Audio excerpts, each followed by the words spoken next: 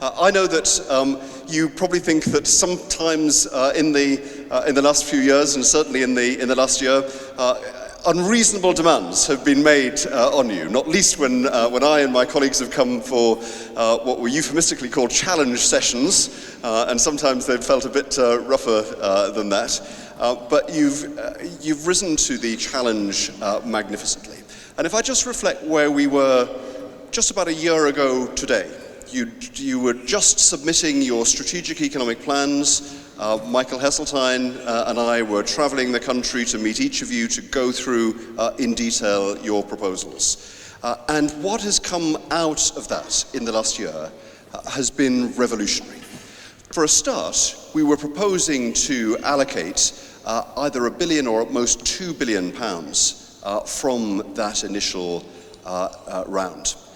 Such was the overwhelming quality of the proposals that you put forward in every part of the country, that when it came to the recommendations, the whole cabinet were absolutely exhilarated with what was proposed. And we were able to allocate not the first year or the second year's funding, but £6 billion worth of funding, entirely on the strength of the projects and the hard work that you've put forward. And if I reflect on the process that took place over last spring and summer, where in every part of England, you as the business leaders of your economies were working with the civic leaders, the council leaders of your areas, with the leaders of universities and colleges and the private sector. Every part of the country, the leaders of local economies coming together to work in intense collaboration to lead the economic revival of your areas. It is a magnificent moment in our national life and is one that needs to be built on during the years ahead. It is astonishing to reflect that in 4.5 years you have established yourselves with such clarity of purpose and with such success that people I know have been to talk to you during the morning, wanting to make it very clear that this network and the LEPs that comprise it will continue to exist and will continue to flourish. And that is the greatest compliment and reflection of the hard work that you've engaged in.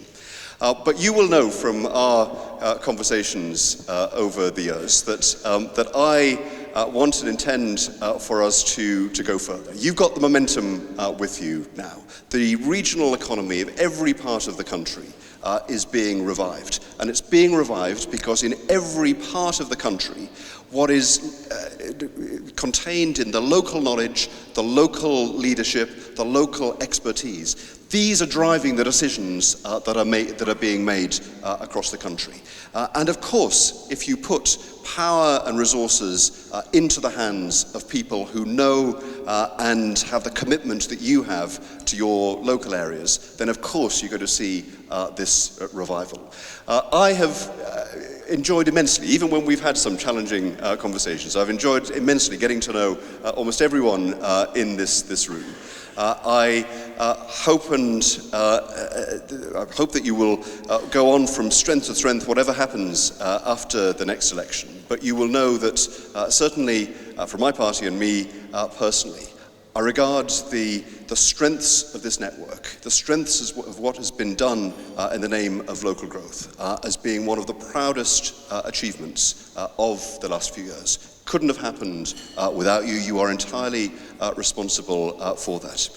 My ambition is to be the champion of what we have started here, to go further and faster. I know you heard from Michael Heseltine this morning, who is also pushing in the same direction. If Michael and I together can persuade the whole country and its leadership that this is a network, this is a set of people who are delivering for the nation, then the best days are ahead. Thank you very much indeed for all you've done over the last few years.